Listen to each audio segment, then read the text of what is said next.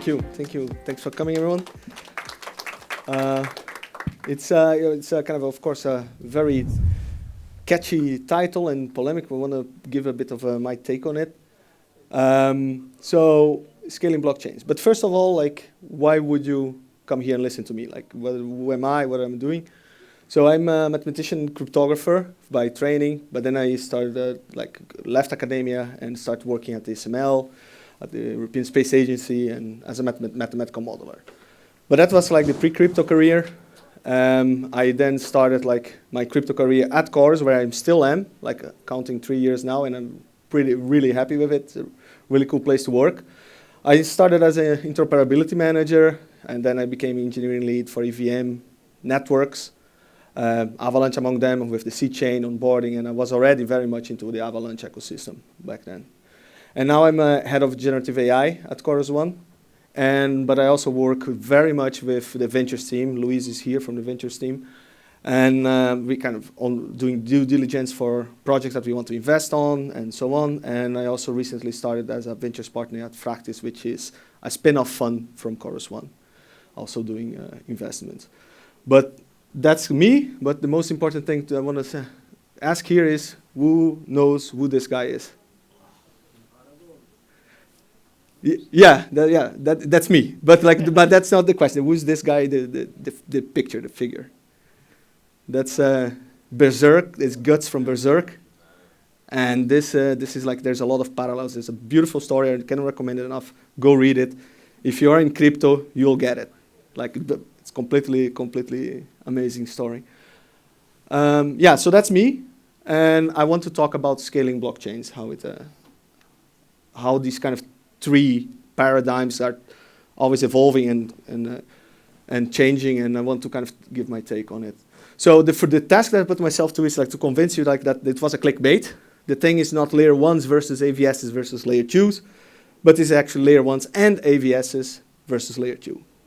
And actually, if I want to go and unpack this and show that the comparison is not even fair, like it's a pretty clear out winner here. I could go on and say like, let's do this from the perspective of time to finality, throughput, and all this kind of stuff. But I want to go higher level than this. I want to like look from principles and then try to explain why it is that this makes sense versus another thing doesn't make sense. And as an example, I like to tell a story that I had like in meetings with Luis and other projects, that not one, not two, perhaps three or so, projects that come and say something, no, we are on an AVS that is a layer 2. If you hear this, it should already ring a bell in your head like, that's nonsense.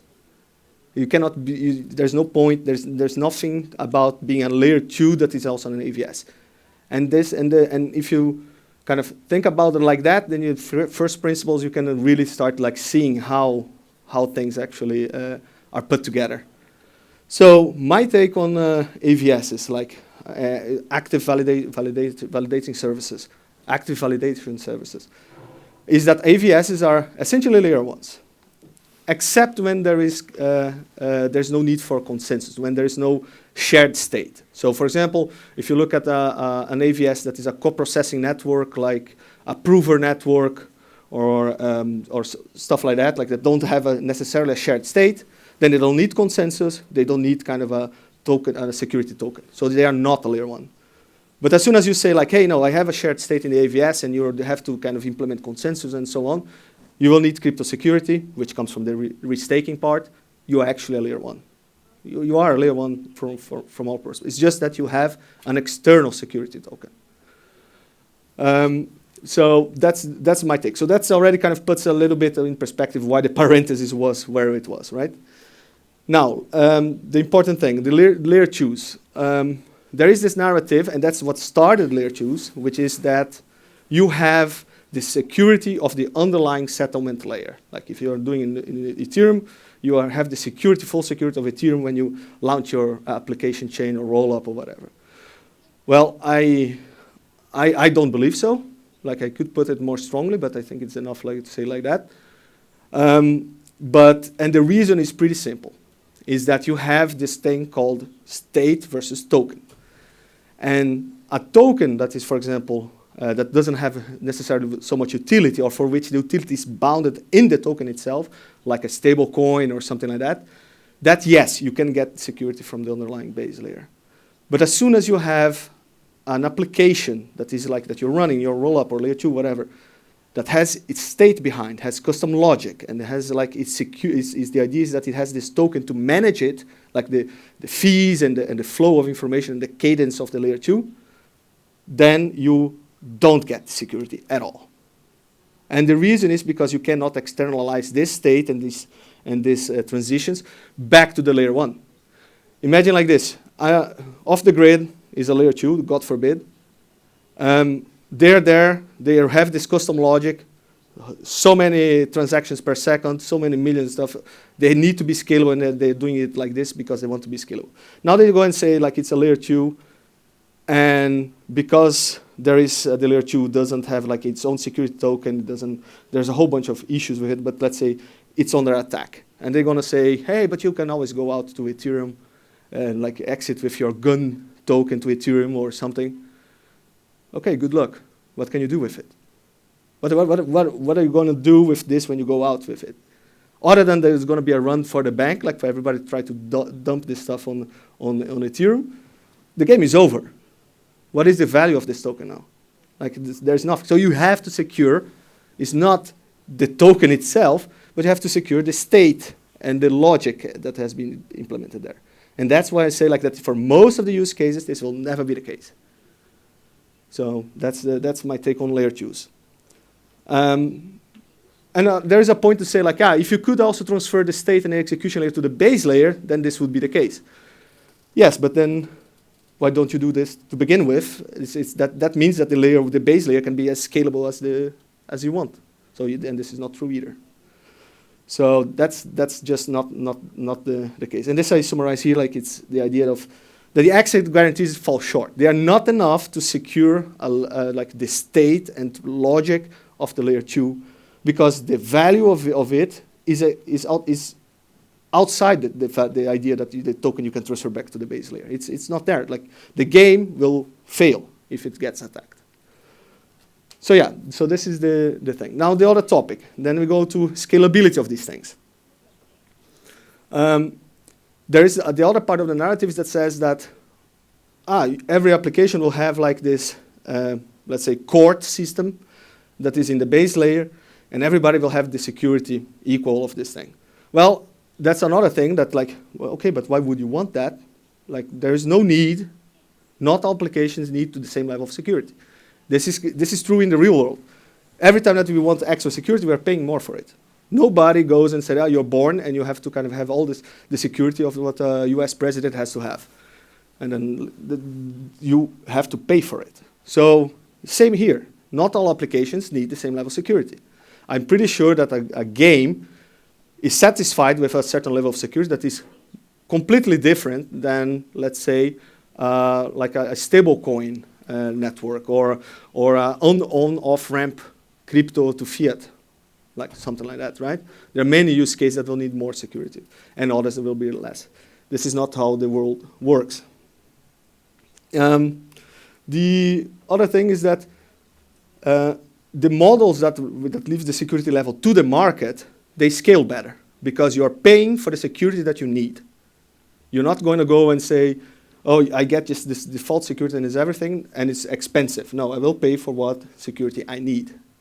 So horizontal scalable solutions, they allow for you to replicate what works, like be it the virtual machine or certain contracts, the communication standards like interchain token transfer and so on. So you replicate these things that work, while you are only bounded by the security that you need. Like you have like, the markets will tell you how secure is your network because they will be willing to pay for it. Like a validator will go and validate your network because like it's attractive, it found product market fit, it will attract, like it will give return of investments. They're gonna go in with their token, they will want to validate your network.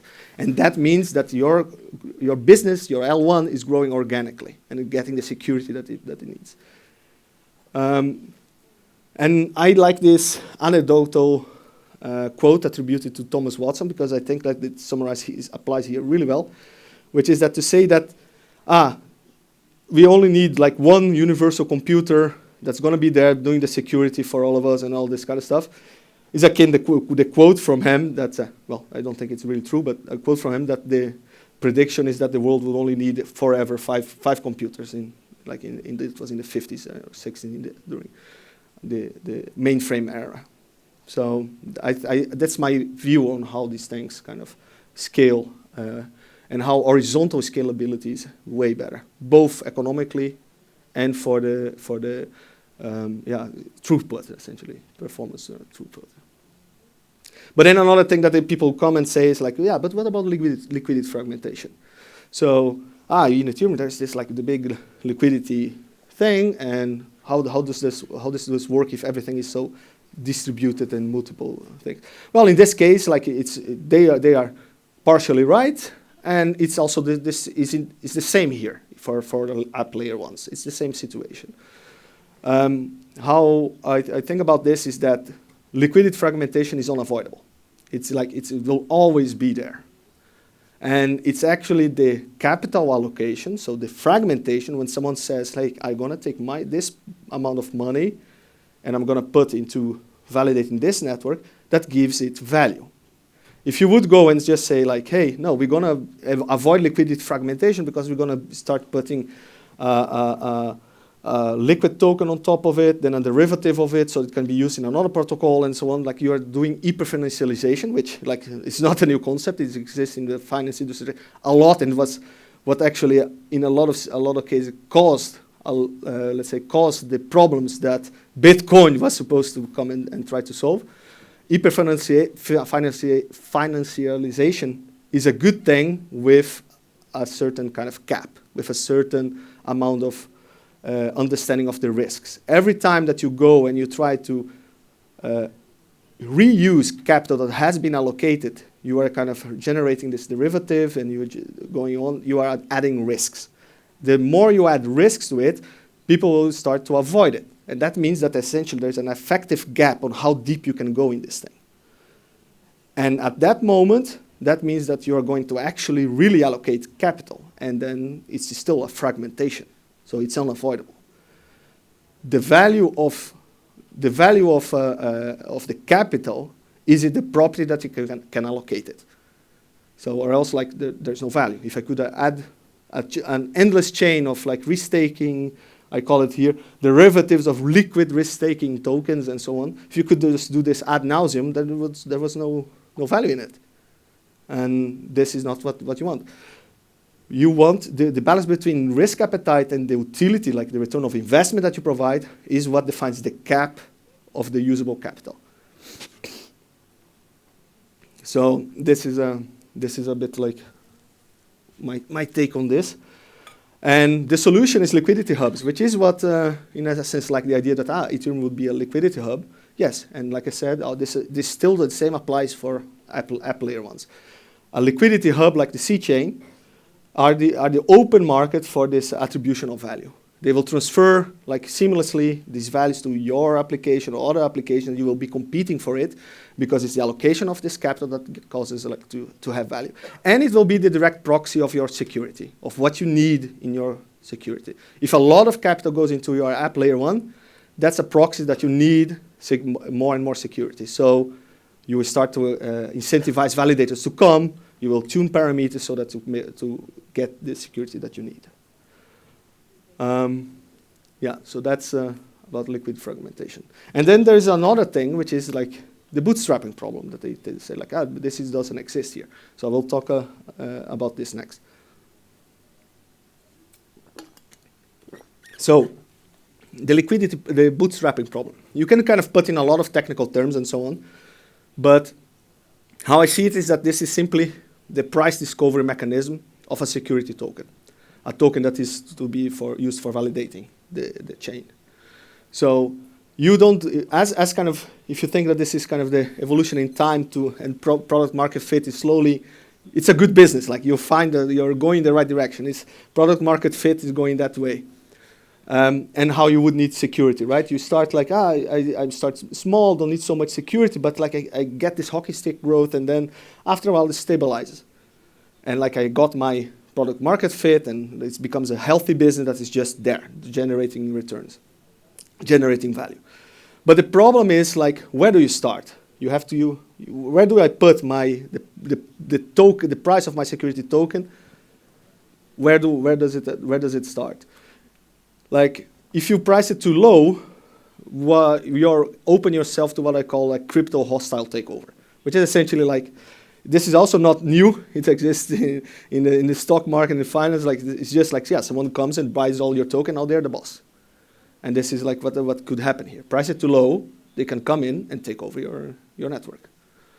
But price it too high, and you're now like here behaving as you're here. You're paying a lot for your validators, for your security that's not actually needed. So you have to find where to put. And this is what they call the bootstrapping problem. Now, L2 sidestep narrative. Like, the L2s don't have a security token, so there is no bootstrapping problem.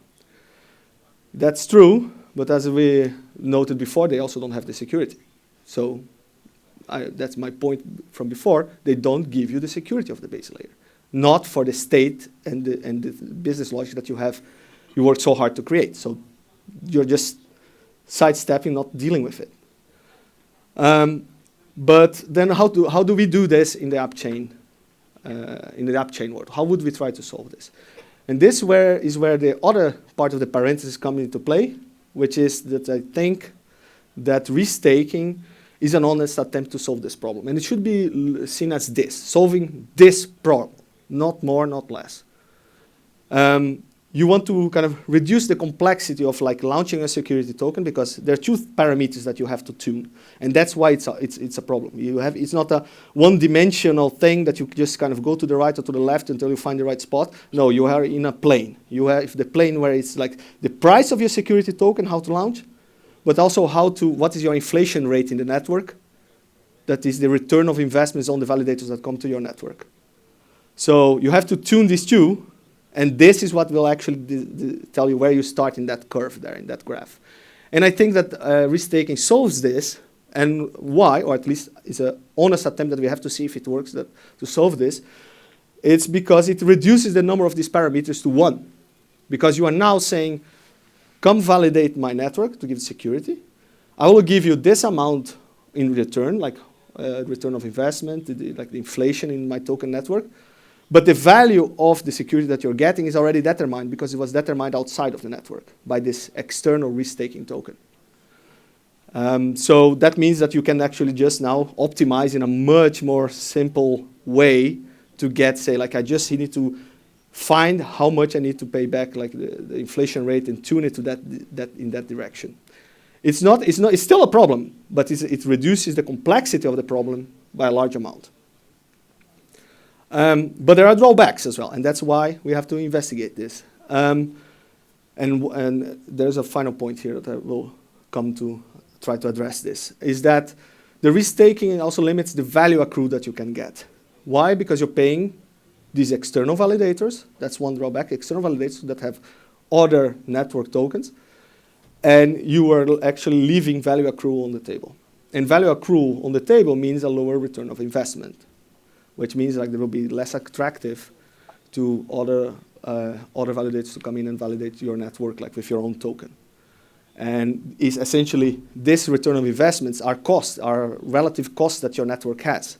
So I want as much as possible get value accrued to my token, because this will reduce my relative costs.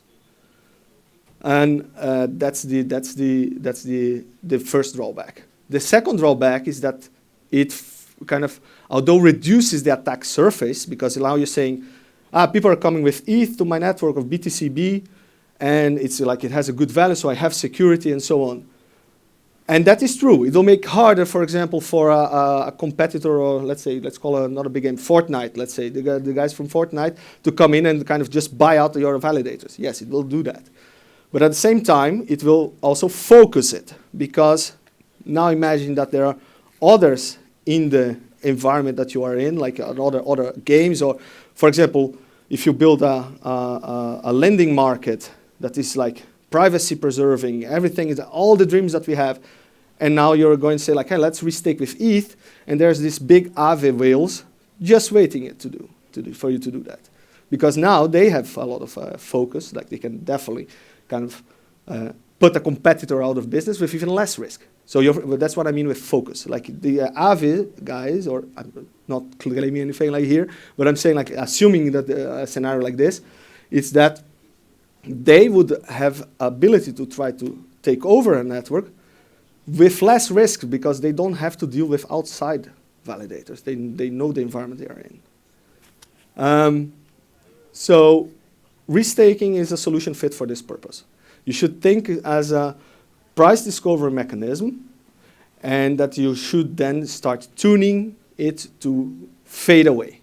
Once you kind of go and you say like, hey, I got now this restaking tokens, and I'm inflating my token, paying them, there's an easy, from the engineering perspective, easy way to pragmatically start kind of incentivizing actually the validators of your own token.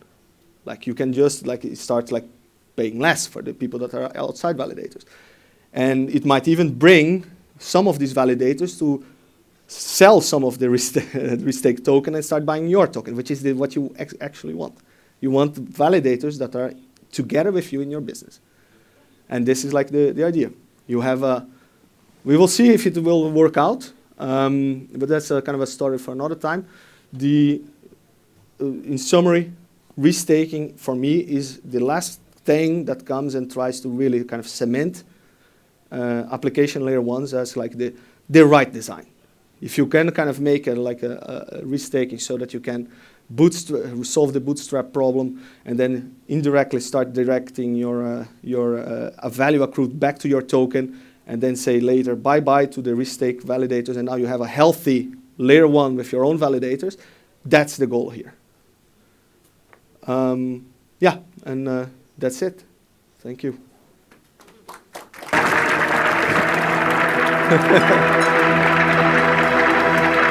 Vegeta, what does the scouter say about his power level? It's over 9,000! What, 9,000? Amazing. I was a big fan of Dragon Ball Z as well. Vegeta, what? Nice. Thank you. Thank you very much, Erwin. We do have some time for some questions, so if anyone... okay, I see hands already. All right. Thank you. That was awesome, Erwin. So appreciate it. I have very many questions, but the high-level question that I have is, concretely, you're effectively establishing restaking as a bootstrapped credit facility for your own security. Yeah. And so the question I have as someone who's building, my own L1 is, what is the calculus for actually tuning that restaking token? And is that restaking token necessarily an external token derivative to provide that value? Is it effectively, are we basically using AVAX as our actual base currency to drive our restaking token value? And then how do you think about actually tuning that on that weird scale up, on that hockey stick? Yeah. Oh, that's a good question. And that's why it's still a problem. I don't have a clear-cut answer to this, but like it is an optimization problem. Like you are going to go and say like, hey, I have that many users essentially that are coming. You're going to make a kind of big launch. Let's take an example again. Off the grid is the main example here. I think in the conference that is a successful launch. So you got this. You got that many users. You got this much attention, and I bet we are looking to validate their network like eventually. So it is that kind of what's called aspect that you have to go and say like, okay, but then this is like this is going to be the price that will be only to paying you, and this is just return of investment, the inflation rate, right? The token that you got, like these guys come with the AVAX token. You don't need to worry about the value of AVAX now. Now it's your token in terms of AVAX. And so you're going to say like, hey, it's going to be 0.001 AVAX for my network token. And you will see the market fluctuate because people will come into it. And you will see that your value is going to be kind of going up versus AVAX now. or versus a stablecoin. I wouldn't go for a centralized stablecoin, by the way, because like you would essentially halt your application layer ones if someone comes knocking or FAQ comes knocking. So you will have like your denomination in AVAX, and your price will accrue there. And this is the sign to say like, okay, now my inflation rate for AVAX validators, we can start reducing it and tuning up the return of investment on my own validators that have my own token. And this hopefully will drive the circle of bringing validators that are purely AVAX into validators that are on your token. That's at least in my head how we could go about it. But So it's basically just the demand yeah. variance between AVAX versus your Exactly. It's a demand supply curve, and hopefully we can meet there somewhere, and that's like the price of your token in terms of AVAX. One last question. So like you're fine tuning like the octane of this like restaking versus your native security token value. Do you do that programmatically and have that become deterministic so that participants know what's expected, or is that something that you central bank? That's a very good question in terms of also experimental. I would say like that there's nothing engineering-wise that forbids like sidestepping perhaps some things of like Oracle prices and things of that nature. But let's say that you would have like a real trustfully like a trustful token price because it's on the C chain as an kind of AMM value there, or Dexalot club value. If you would do that, you could programmatically use that as a way to tune your parameters. There's nothing that engineering-wise that forbids this. But, yeah. Amazing. Do we have any more questions? Yeah, all right. Thank you, Erwin, for the presentation. So my question is, what do you think about the distribution of the validator set in these networks? I mean, if you take staked ETH as, if you are securing your new layer one with staked ETH, let's say, and staked is basically, Lido's product, and Lido has this permissioned validator set. They have, I believe, 36 institutions in their set. So essentially, there are again some trust assumptions in this case. So what do you think about this? Yeah, it's like, remember the slide that said about hyperfinancialization, right? That's the price we're paying. There is the added risk. That's exactly that point. So you are now using this restaking token, which adds this risk from centralization perspective, contract risk, all that. And the market will say, are we okay with this risk to actually use it? Of course, you as an owner of the app chain can also choose something. And I would say like, I wouldn't go for pure centralized stablecoins. I wouldn't go for like, for example, certain liquid staking tokens. I would really do proper due diligence. It's like going like with what money I want to use to actually have it secure my network. And I would think like, for example, in my view, I think like this, the BTCB that is lying around right now, just sitting in DeFi. It's a very secure bridge that brings it. Like, so why not use that instead of STETH? Yeah. One additional question, as you mentioned BTCB. Yeah. So BTCB is secured by this Intel SGX technology, and it might not. I mean, it doesn't like really battle tested yet. If it grows too much, the TVL on the Avalanche C chain, attacking the Intel SGX, this bridge, it becomes logical to attack. It becomes a honeypot. Yes, definitely. So no, that's the caveat here. I think the ideal solution is a kind of essentially like what's called a proper ZK plus MPC type bridge, but the technology is not here yet.